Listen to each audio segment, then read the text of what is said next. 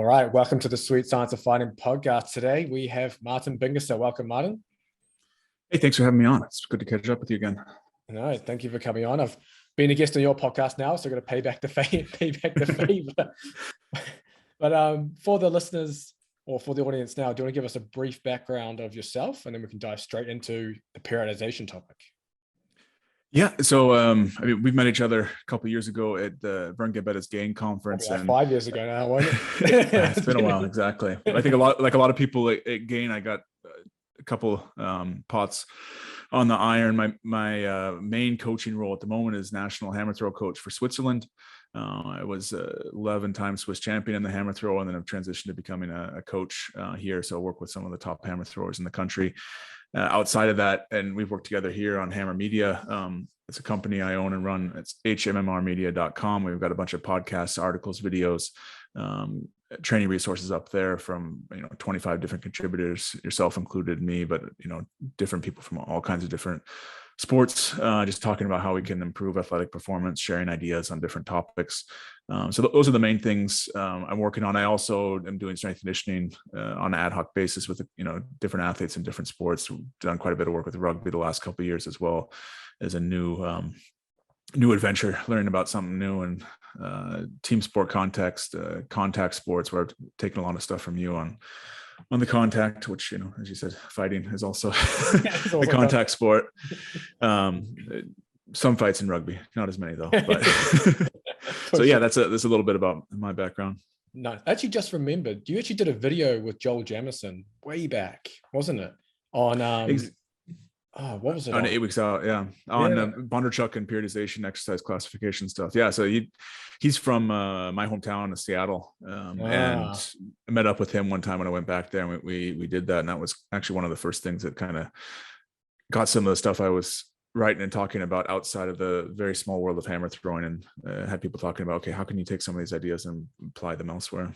Perfect. We'll dive into that soon as well. But first, maybe just for listeners, let's cover, I guess, a layman's definition. What is periodization? And then maybe run through some of the different types of periodization that I guess are common. I mean, my definition of periodization is probably different than the standard scientific definition, or maybe you can give input on that. But typically people think about periodization as like the sequential long-term planning of training. And from my point of view, I take out the whole sequential part, because I don't think it has to be sequential. That for me, it's more about just the long-term planning. How are you going to structure your, it could be an 8 or 12-week plan if you're leading up to a fight. It could be a yearly plan for us track and field athletes, or it could be an Olympic cycle plan for track and field athletes. How are you looking to build up the athlete over the long term? And you can, as I said, the traditional approach is to build it up sequentially. We build block A, and then we build block B on top of A, and you start with general qualities, and then you add the specific qualities on top, and so on. But it doesn't have to be that way, as we'll talk about. So I like to just define it more as, okay, what's the long-term planning? And one thing I think people miss too is it's the holistic plan. It's not just about what you're doing on the strength conditioning side. It's what you're doing on your sports side. It's what you're doing recovery wise. It's what you're doing tactically. You can plan every single element of training, and we get so focused on the sets and reps in our planning that we forget, how, if you're sparring, what type of sparring are you doing? How long are you sparring? How many times a week are you sparring? That's also part of the plan, and that should be integrated in the periodization as well. No, those are good points. You mentioned about you don't need to sequence. How, I guess I'm trying to just visualize in my head, because I guess the typical way you get taught, you either block, hypertrophy, then strength and power, or you're going from, as you mentioned, general to more specific to maybe competition style. If you're not sequencing it that way, then how is it looking? I mean, it's a pretty general question. It's probably going to depend on the individual, but how would that look from a general standpoint? I think, I mean, you're always going to have, I guess, sequencing in the terms of you need to have an element of change, and you need to have something new. And if you're always doing the same thing, you're not going to move forward. So you need to have sequence in that regard. What I guess I mean is, it's not always a linear approach that, you go from A to B to C to D. And you're building from general to specific. So what I mean, it doesn't have to be that way, as you need to have that element of change, but the traditional approach you read about in the textbooks is, okay, we start off with general work. So we're going to build this aerobic base, and then we're going to go in the weight room and we're going to do, high volume work. We're going to do sets of 10 on squats, and then we're going to move up to sets of 5, and then we're going to move up to sets of 3 and 1 and start to work towards maximum strength. So it's very from that general qualities towards the specific qualities. And when you look at a lot of what the top coaches do, and it deviates a lot from that textbook. And if I'm sure this is on the agenda already later, but so I'll skip a little bit to it. But if you're going to be a good hammer thrower, I can't take a 6-month block to build up that base and only halfway into the year really focus on the technique. Technique is paramount in hammer throwing. Technique is paramount in boxing. It's paramount in MMA. It's paramount in almost every sport. You have to be able to be doing a little bit of everything at all times. You can't just focus only on those isolated elements and then hope that they come together at the end. So for me, you need to have a bit of everything at all times. And I mean, almost every sport. There will be sequences. Maybe you focus a little bit more here on one thing or there another thing, or maybe you change how you're doing each element. So you have sequences where it's okay, well, we're throwing the hammer the whole time, but we'll throw with heavier implements, or we'll throw with lighter implements, or we'll do this type of drill to work on that element or that type of drill. So you have built in sequences of change, but the elements in play are often quite similar. So that's rambling a bit here, but no, it's perfect. You were asking about the different types. I mean, it's block periodization is one thing you'll hear about. That's where you're working very isolated. We're going to work on only endurance now. We're going to work on only maximum strength. We're going to work on only these things. So trying to focus the stimulus on one thing. What I'm talking about more here is you have different terms for it. I call it complex periodization, but that's where you're focusing on trying to build up the different qualities together. And so, yes, you're going to work on strength and technique and tactics at the same time. There might be a slight emphasis one or another way, but you have those elements in there at all times. And, you get your change through not necessarily changing the focus, but changing the exercises you're using. So that would be one way to describe it. Yeah, no, I'm always trying to preach that idea, you can't just remove a whole quality or multiple qualities from a program when you're in a sport that requires pretty much every physical quality you need, combat sports, rugby, whatever it is, you need aerobic, anaerobic, lactic, energy system development. You need strength, power, speed, all of it, and when you start just doing one thing and get away from everything else, then you just start to run into issues, especially further down the line. I think even more so in a sport, like the combat sports, where you typically have an 8 to 12 week buildup. You don't have enough time to really isolate each one and then try and bring them all together. If you're doing a shorter buildup, you really have to try and find a way to do it all together. If you have a year, you might have a chance. And that's how a block periodization approach still works in track and field. Some coaches use it. But there you can spend a month or two on each individual quality and have some time to try and bring them together at the end of the season. But in other sports, there's no chance. Or even in field sports, if you have a 4-week rugby preseason, forget about it. And you got to get right into the skills. You have to install your game plan, but at the same time, you need to quote unquote get fit. At the same time, you need to build strength. Like you have to do everything at once. That's the reality. Yeah. And I mean, I guess many fighters as well potentially get a call up to fight in 2-3 weeks as well. And you never know when that's around the corner. So if you're in a hypertrophy block coming out of that, you're probably going to have a bad time getting into that fight just coming from that.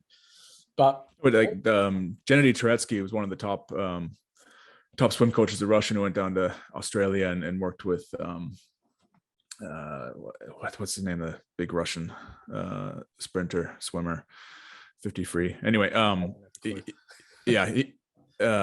he coached some of the top guys, and he always said, like, look, my athletes will be ready to jump in the pool any time of year, and they're going to be within a couple of percentage points of their best.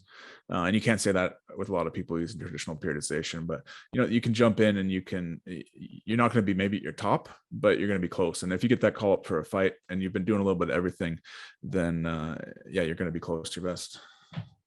Nice. Those are good points. So let's dive into maybe one specific area, because obviously you've worked with Bondarchuk. You've done his programming. So maybe you want to dive into the exercise classification, and maybe his philosophy around periodization, maybe some common misconceptions about it too.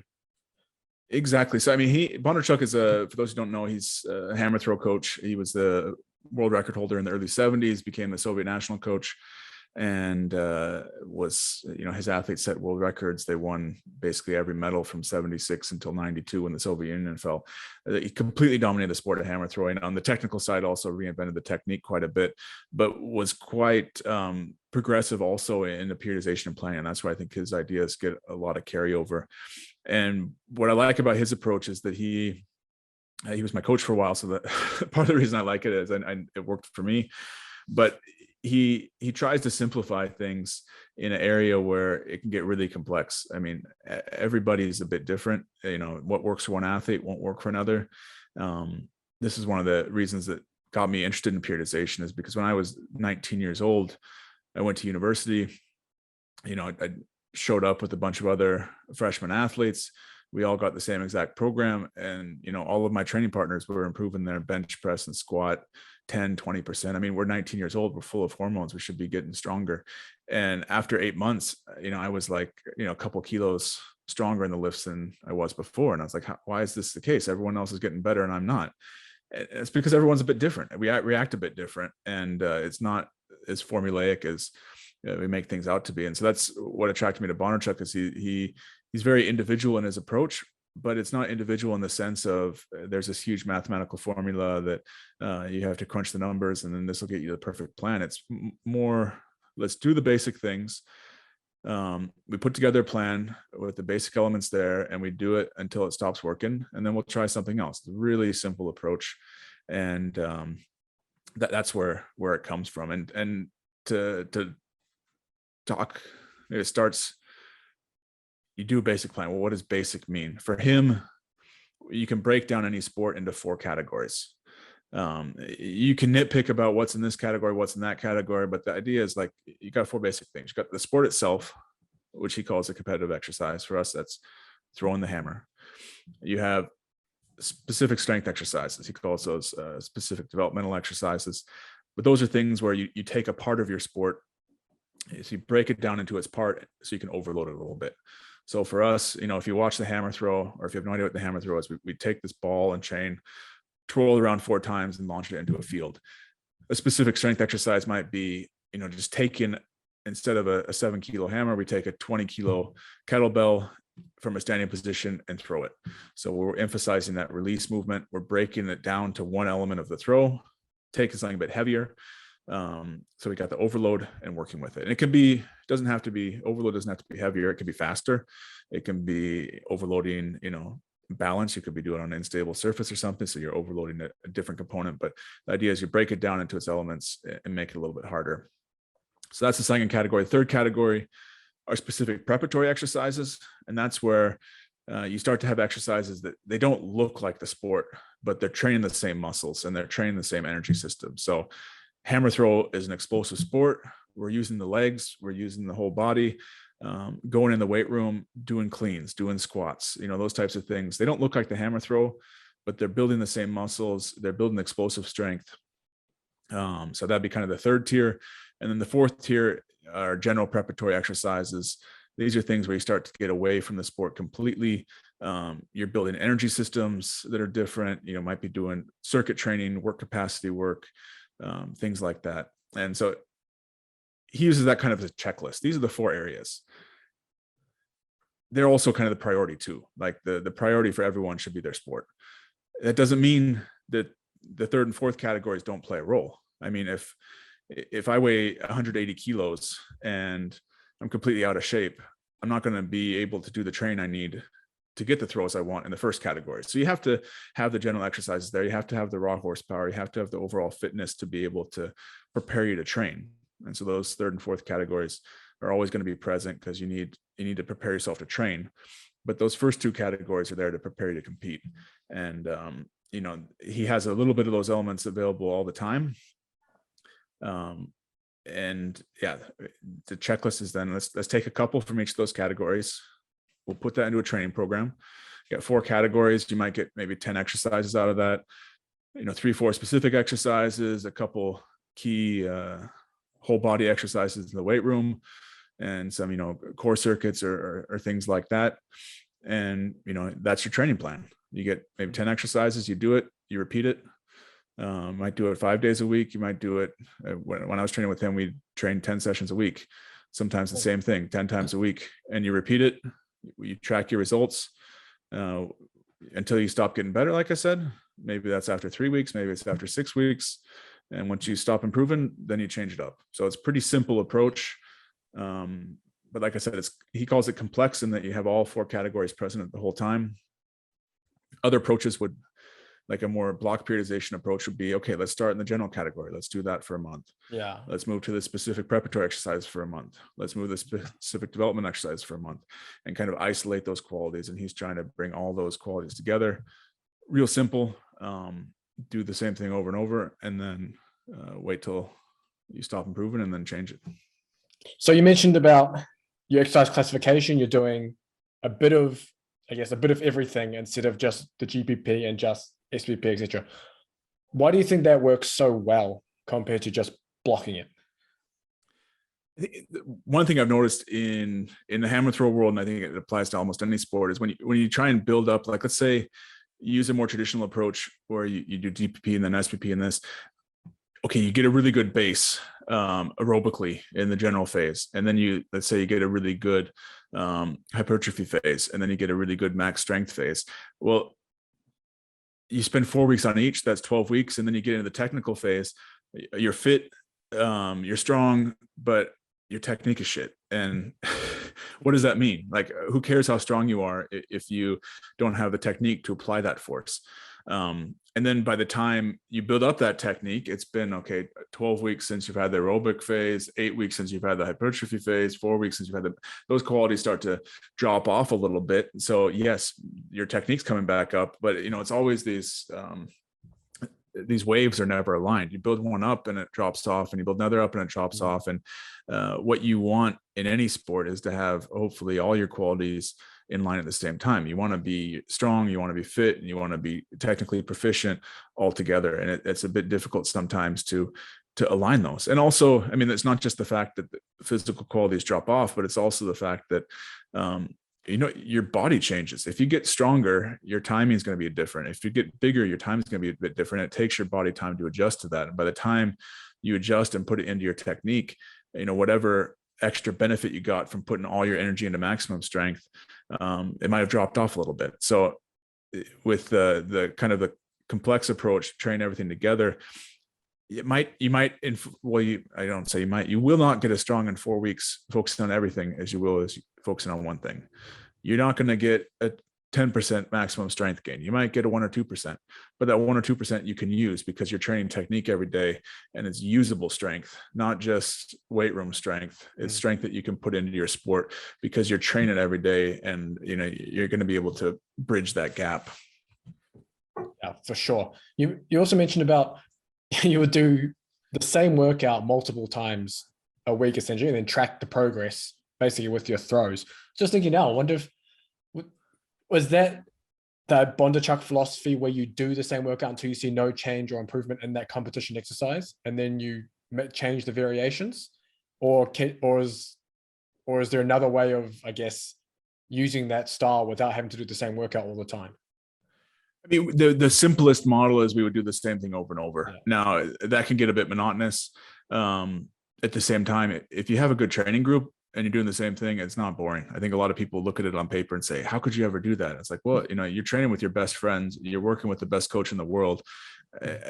Training is as fun as the environment. And so if the environment's fun, it'll be fun. But that's the simplest way. We did the same thing. What you can also do, what we did before is we might have 3 different workouts we cycle through. So you'd have, if we were, Monday would be workout A in the morning, workout B in the afternoon. Tuesday would be C in the morning.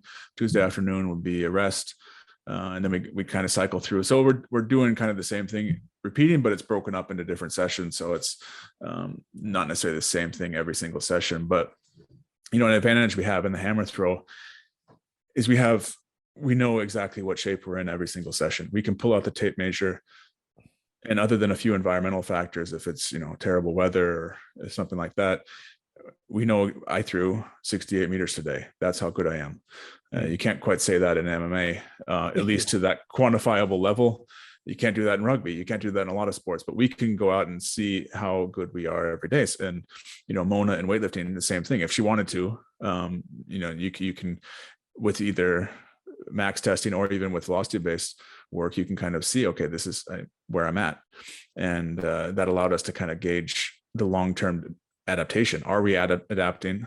And it's not always going to be up. Sometimes you take a step back before you go forward. But you can kind of see, is this program working, and when is the time to change it? Does that mean you had like a specific program that you peaked with because you knew what worked, or did that always change? It would change, but I mean, like you can't, as I said before, like everyone's a bit different, and it takes a bit of time to understand what works for someone. So with some athletes, you definitely get the idea. These exercises, they really react well to. Like for me, like close grip snatch, I loved. I'm not sure if it was just a placebo effect or if it was actually physically what helped me throw better. But when I was doing that in training, it's, one of the fastest Olympic lifts, the longest range of motion. You have a really long, quick pull. I felt snappy when I did it. And that was an exercise I would save for kind of that peak phase. And it would work well. There are certain hammers I threw. Like if I threw really heavy hammers, it slowed the movement down so I could hone in my technique a bit more. And those are, again, when I'd been doing this program for 6, 7, 8, 9 years, you start to realize which things work for an athlete. And then you can use those when you really want to get in peak shape. But, that kind of goes back to, we're not doing 100 things in training. As I said, we're doing like 10 things. And so if we do a training block, we can kind of figure out, hey, this worked. If I'm only doing 3 or 4 key weight room exercises and a training block I really reacted well to and had a huge jump in performance, I'm pretty sure that those are the things that helped. If you're doing a different session every day, and every day you've got 20 different bodybuilding exercises in there, and you got good after a month, well, how can you say, what was it in there that actually helped? Was it the leg day? Was it the arm day? Was it the technical work? Was it the this or that? And that's why I think one of the beauties of Bondarchuk's thing is, it's not necessarily, it's better, but it's simpler. You have so few elements involved. When something works, you learn from it. And there are a lot of times when it didn't work. We'd have phases where we didn't get better, but then we realized, okay, that, I did ass to grass squats 5 times a week, or with 80%. Okay, well, it didn't work. Maybe let's try it at 70%. Let's try, you learn from the mistakes as much as you learn from the successes. So by keeping the number of variables smaller, you start to see what worked for the athlete. How long does the athlete need with a certain program to adapt to it? Not everyone's going to need 4 weeks or 8 weeks. It's going to be a bit individual. And you start to suss out all these individual elements of how does it work. And then over the years, if you're using a similar program, you can really start to hone in on, okay, this is what the athlete really reacts well to. Does that mean then, if you have exercises that you peak well with, that you avoid using them in the build-up so they're fresh? Exactly. Yeah. So as I said, we still have sequences in that you need change as an athlete. You can't always do the same thing. It's not that we're going from general to specific. We're going from one type of specific to another. So if I know close grip snatch works really well for me, I might not do that for 8 months leading up to a competition, and then I'll put it in the last program. I might do cleans, I might do high pulls, I might do snatch. So you're always doing a little bit different each phase. And then when you get to that, it's something new, it's something fresh, and you get that stimulus again. If you do it, even the best exercise in the world, if you're doing that every day, the whole year, it's going to be dull. So I like to say it's like sharpening your knives. You might have the best knife in the kitchen and it slices beautifully, but if that's the only knife you use, it's going to get dull after a while. And you got to switch knives. Maybe the second best knife, you pull that out, but it's the second best knife is the sharpest one now. So go ahead and use that. And while you're using that one, you can sharpen the first knife again and go back to it. But you want to make sure that it doesn't get dull. Yeah, that's a great analogy.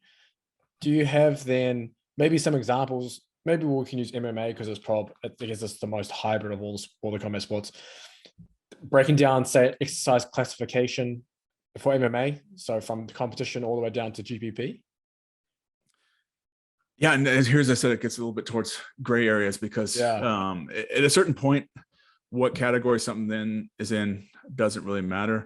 What's important is that you kind of you get in the whole spectrum, and that you understand what you're trying to do with something. So if you're really trying to use a general exercise to build up your specific capacities, it's not going to work. But if you take it at the competition level, what is the competition for MMA? That would be sparring, and it could be, I'd be a bit more broad than just actual doing rounds or something like that, but it could be shorter spars, longer spars, but it's something that's going to involve, different ground-based work, standing work, all that type of stuff, trying to pull it all together so you have some tactical elements in there as well. When you get to the specific development exercises, that's where I think you're going more towards isolating different qualities. So it might be some more ground-based work where you're putting someone in different positions and trying to get out of it, trying to make it maybe a little bit harder than it would be to really build up those specific elements of the fight, or maybe working on specific type of movements. If it's punching movements, it might be working with heavy bags or something like that, where it's it's starting to look like elements of it, but it's removed from the whole complete sparring type of situation. Again, you're reducing some of the variables so you can overload it a bit more. So it's a little bit less chaos, but more load then. And then the specific preparatory work is again going to probably be more building up individual qualities like power, but leg power more generally, upper body power more generally, weight room exercises, that type of thing. And the general work too is because you're using every single energy system, and it's hard to say that, okay, general is using different energy systems. Well, you're using every energy system, but so I think those last two categories start to blend in a very hybrid sport like that. But they're both, again, working, power qualities more isolated, work capacity qualities more isolated, those types of things. Yeah, I know what you mean by those bottom two categories tend to be blended, like, because again, you're trying to train so many different qualities, even getting, I guess you could say you could still get too far away from the sport, even the GPP phase. If you really pushed it and did something completely out of the thing. So I I struggle to call it GPP. It's more like specific general preparation, because you're still trying to bridge that gap between what you're doing there to kind of influence the things up the pyramid. Exactly. And even if we start talking about energy systems too, one thing I've noticed about rugby is that we think of qualities like endurance. Well, endurance can be very specific. Like, we have some really fit guys who can go and they can do a Bronco, for example, or an endurance test, and they do great. But after 20 minutes on the pitch, they're exhausted. Yeah. And being able to run at a steady pace for a long time is different than being able to take hits and give hits, and being in a hold where you're in an isometric contraction for 30 seconds. Those are very specific qualities. So even on the endurance and work capacity side, there's a spectrum as well. And when I started playing rugby a bit, I noticed that exactly, because compared to other forwards, guys that are 115 kilos like me, I'm fit. I can run faster than them. I can, run longer than them, all that. But you put me in a scrum and like I'm bending over on my knees for 15 seconds after, because that's just a different type of endurance. Yeah. And taking hit after hit, like getting back up from that, it's a different type. So, I'm getting winded, whereas I should, if you look at me on paper with the test, I should be more fit than these guys, but I'm not. Yeah. It's funny. Like, I mean, that brings us back to, we've talked about it quite a bit through the past how many years, the ones that are strong in the gym and on the field, but or sorry, I should say on the field or within the sport, they're absolute animals. But then in the gym and on the field, you see, they don't put up the best numbers. They don't put up the best fitness scores or anything like that. Yet they're the best players or fighters that are there, just because they're so technically good. They understand the game. They understand the rhythm of the game. So they're able to pace themselves. They can manipulate the pace based on their skills and things like that. So there's so many other factors to take into account than just, I'm as you're saying, quote unquote, fit enough to do the sport, you know? So yeah. And that's kind of what, I mean, to bring it back to Bondarchuk, that's what started his whole thought process in trying to reinvent this. Most of the periodization models were trying to get athletes as strong as possible. And, you know, he noticed, he set the world record. He wasn't as strong as the guy who had it before him. And then his athletes set the world record and they were, you know, 10, 20% weaker than he was. And so he's like, there's not, we're all strong guys. It's not that you can be in, you know, squatting 100 kilos and be a world record holder in a hammer throw. You gotta have a lot of strength, but the strongest guy is not winning here. So maybe we need to invert the whole planning model and focus less on strength and, you know, put the top priority as throwing. The world record holders, if you look back at it, all had better technique than last. So there's a correlation between technique. There's a correlation between specific strength. And the further you get from the sport itself, the further down that exercise classification, the correlations are weaker and weaker. So, you know, who has the best mile time has zero correlation, or maybe probably a negative correlation. The people who have the best mile time are going to be the worst hammer throwers because they're going to be little skinny blokes. So the trying to suss out a bit, okay, let's put the priorities where they need to be and try and figure out what's going to actually transfer over from training to our sport. Do you see that the trend of, I guess, chasing maximal strength slowly kind of eroding away? I think it's slowly getting there, but there's still a lot of people just looking to chase numbers in all sports. I think so. But it's always going to be the default. I think it's always something pretty measurable. Yeah. And you know, I think it's human nature. We want to get bigger, faster, stronger. Yeah. So telling someone you're strong enough is always it's hard to accept that as, okay, well, let's focus on something else, because it's harder to quantify my technique or quantify my tactical skills or things like this. You know, if I got 5% better in the squat, I know that I'm better. Even if I'm not performing better in the ring. So I think that's always a fallback. You know, I see that even with some of my athletes now. I try not to focus on maximum strength, but we do that with some athletes just because it's easy to focus on that. And sometimes it also, it does bring benefits. You got to figure out, maybe it's not that maximum strength doesn't matter, but some athletes, maybe that is what works with them. You know, you see that with we have different technical styles in the hammer throw. Some are more speed dependent, some are more strength dependent, but you also see that probably in the ring. Some fighters are more strength based, some fighters are more agility based, some fighters are more endurance based, kind of learning what makes you tick. In general, maximum strength is not going to be the thing that's going to get everyone better, but maybe with a subset of athletes it is. So you got to experiment and see, well, maybe that is what works. It's not that we're over maximum strength, but it's not going to be the solution for everyone. So all I'm trying to say. Yeah, for sure. And there's ways to, I guess, do it well for the sport too. If you're doing pure powerlifting, full range squats, benches, and deadlifts, yeah, you're probably going to run into some issues. But I guess if you're doing max strength, maybe doing like quarter squats, shorter range of motion stuff off the pins and things like that, you know, it might be a little easier in terms of recovery. Not from absolute load standpoint, but at least muscular wise from the range of motion and the stuff you're putting yourself through.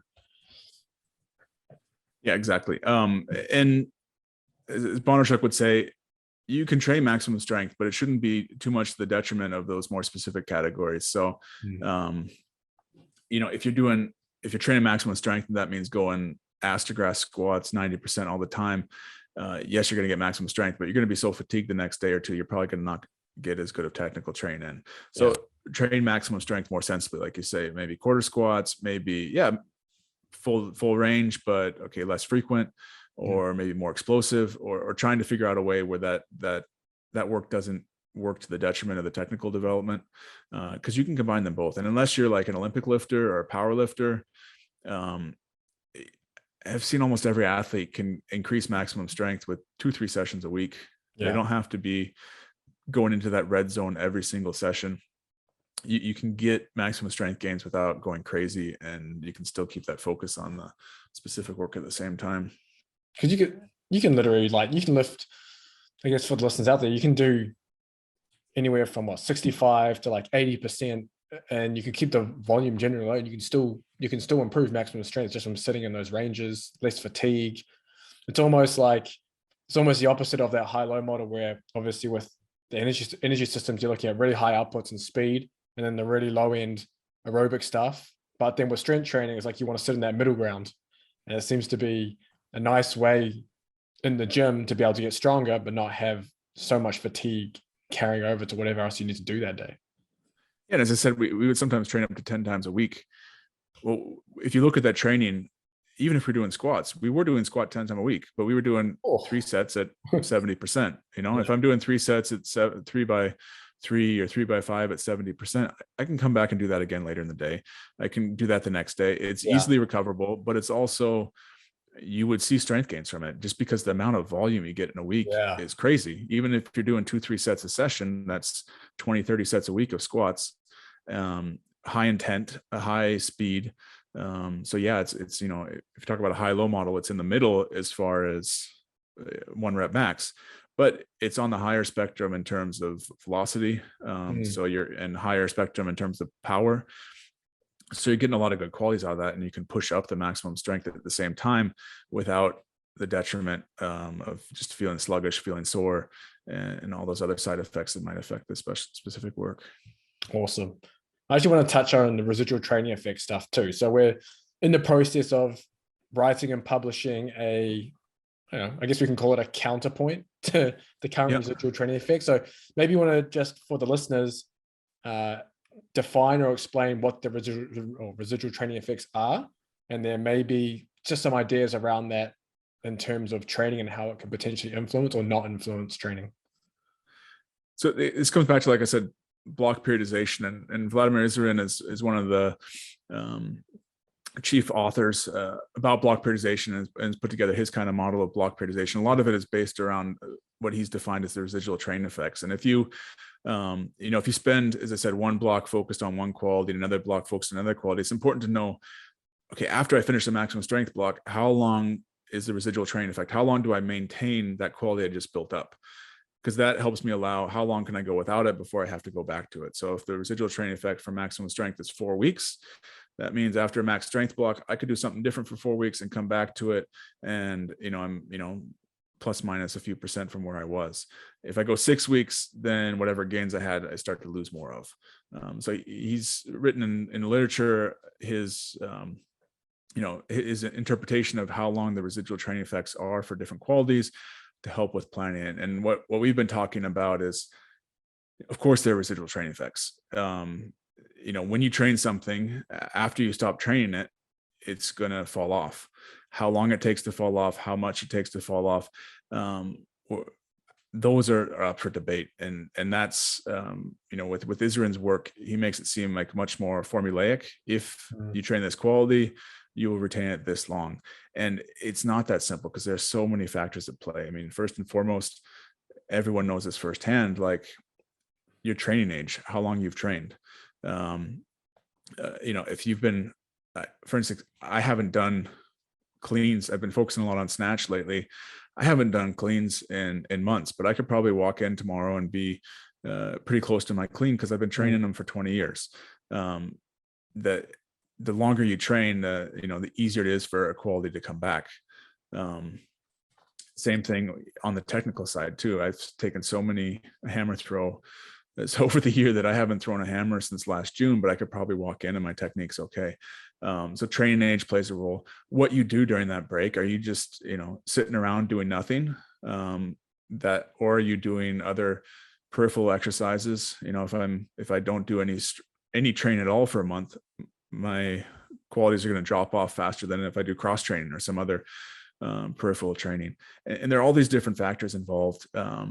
And we need to pay attention to them as a coach. I think where we fall into a trap is when we start to think, we have these formulas, we can predict training. We instead need to realize, okay, this is a complex process. There are a lot of different factors involved. It's going to be very individual. How long one athlete can go without training at current quality is going to be different than another. And we need to be aware of that in planning, so we can be a bit more flexible in our approach. So that's kind of, I think, the point we're trying to get across is, training is not mechanistic, it's not formulaic. There's a lot of uncertainty involved. So we need to plan with uncertainty in mind, and be a bit more adaptable in our approach rather than just falling back on these formulas.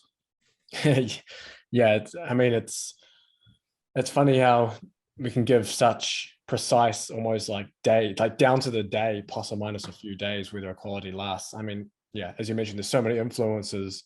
I think the biggest influence is the fact that you're usually doing other training anyway. Like you mentioned, you're doing snatches and you haven't been doing cleans, that's still going to carry over and help you with your cleans. Exactly. Yeah. So there's when I even did, I wrote an article about this years ago, but there was a time when I did no snatches and no cleans for a while, and then came back and, was able to, I think, equal or tie my best in the snatch. But if you look at the hammer throw release, that's a pull. That's a pulling movement. I'm doing that every single day. It's a different type of pull, but yeah, that's some type of strength training I'm doing every single day. So I'm doing something, and rarely are we in a situation. A lot of the research looks at, okay, what do people do when they have a 4 or 6 month layoff? How many elite athletes do you know that have a month-long layoff or 2-month-long layoff? We might have a week or two. So yes, the research might tell us something about that situation, but that's something we never encounter as a coach unless you have an injury or something like that where it's a forced layoff. So it's a complex topic, but we need to appreciate that complexity if we want to plan for it. And that's an important thing to mention too. You said you were throwing the hammer, and that was essentially like a pull. I mean, a lot of sports, they can be considered somewhat strength training. I mean, grappling, when you're having to manipulate another human, is essentially a form of strength training, even though depending on how you're doing it, you're going to gas yourself out too, as you know from your contact training. So, I mean, that also plays a role in maintaining strength. It might not be maintaining the ability to back squat, whatever it is, but you're still producing a lot of force, and you're producing it in a way that's specific to whatever it is you need to do. And strength isn't just the ability to express it in a certain exercise like the squat. It's the ability to produce force and, whatever that task is that you're competing in. Yeah. I mean, every training is, you're never only working on technique. You're never only working on strength. You can try and isolate those qualities, but if I'm hitting a punching bag 20 times, that's also strength training. It's a different type of strength. So that's why I think it's important to understand the categories and understand how much overlap there is too. But that also makes us realize we need to plan for every category. I think too often historically, let's take in the hammer throw, we'd have a very detailed set and rep plan down to the rest periods and everything in the weight room. And then we go out to throw and we say, oh, let's throw for half an hour. I don't know how many throws it's going to be. That's how much time I have as a coach. Or in rugby, we say, okay, we have this very detailed strength training plan, but then we're going to have an hour on-field session. We'll work on passing today. It's very vague and generic. And that happens at the highest level too, unfortunately. Exactly. Yeah. And we put all this time into planning only one category when we should put, if you look at Bondarchuk's plan, he has sets and reps for every single category. What weight implement are we throwing? How many throws are we going to do that? All those types of things. And when we get to rugby and you look at the top clubs now, what they do on field is also detailed. We're going to do this drill for 5 minutes. Normally we'll have so many meters run during that phase, so much of high speed running. They know exactly what is the load of each drill for the specific work and the general work. And same thing with sparring. It's not just, okay, we're going to spar. Let's just say we're going to have 10 30-second high intensity bouts with 2 minutes rest in between, just trying to go into a bit more detail of what you're planning so that you can try and focus that stimulus on what you need, instead of just saying, oh, that's just the technical work, we're going to do that. You need to put as much emphasis in the planning as everything else, because that's also physical training. You can't just say this is physical and that's tactical and technical. It's everything's everything. Wasn't it Mayweather that had his coaches counting his punches in training with a clicker? I swear. Think so, yeah. I mean that's extreme. I guess recording of volume right there. And you even had in talking with some of our friends from Gain and John Pryor and Dean Benton, when they're working with some of the top rugby clubs, they can get GPS to measure how much they're running in a session, but that's only part of the load. So they would actually count the number of tackles and contacts and stuff, so they can see, okay, well, we're setting up this drill. We want to work on tackling. Are we actually tackling that much? Are we getting what we're supposed to out of this drill? And so yeah, they would measure the number of contacts per minute or things like that, just to try and, quantifying isn't the end all be all, but it helps give you a feedback of, what are you accomplishing what you're trying to accomplish? Yeah, I love that. That defensive, one of the defensive setups we used to use was things like trying to exceed contacts per minute, like maybe an average or maybe a worst case scenario in a game. So it could be Exactly. Yeah. similar for, I guess, MMA and things. It could be, what is the worst case scenario in a fight? It could be maybe you have a flurry of punches against a fence for 5-10 seconds, and then you get taken down and you have to try escape. And then maybe it's a whole 30-second minute sequence. And you go, okay, well, that is the worst thing you've gone through conditioning wise. Now you're going to train to exceed that. So maybe it's taking higher intensity, whatever, of punches, being held down for longer, you trying to escape for longer. Yeah, there's just so much that can be done. Exactly. Oh, perfect. I think we covered everything there, Martin. Is there anywhere where people can follow you if they want to keep up with what you're doing? Yeah, we're up on social media, Twitter, Instagram at HMMR Media. So it's Hammer Media, but spelled a bit different, HMMR. You can go to hammermedia.com. We got a lot of resources up there, and mentioned a couple of times GAIN, which is the Vern Gambetta's community and conference that takes place in June every year in Houston. But we got some other digital events here and there as well. Ideas to bring together coaches from different sports as well. And so you can find out about that at thegainnetwork.com. Great networking opportunity. So those are some places. And if you guys have questions about these, feel free to shoot me an email. I can either answer them or point you to resources we have out there that answer them, because there's a lot of almost everything we talked about. There's even more available online about it. Perfect. I'll link up your stuff in the description, but thanks for coming on, Martin. Really appreciate it. No problem. Always great catching up with you. Cheers.